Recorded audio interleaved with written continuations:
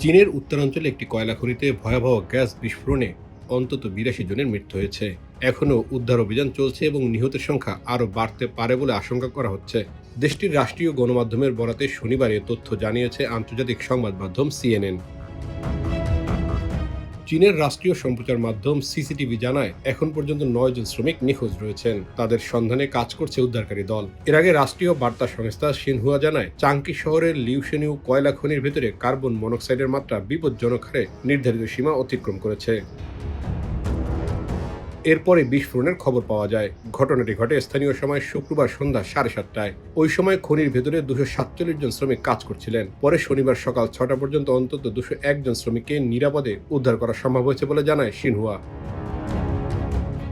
Xinhua আরও জানায় দুর্ঘটনার কারণ এখনও তদন্তাধীন। চীনের প্রেসিডেন্ট শি জিনপিং উদ্ধার অভিযানকে সর্বাত্মকভাবে চালানোর নির্দেশ দিয়েছেন এবং ঘটনার পূর্ণ তদন্তের পাশাপাশি দায়ীদের বিরুদ্ধে আইনগত ব্যবস্থা নেওয়ারও আহ্বান জানিয়েছেন।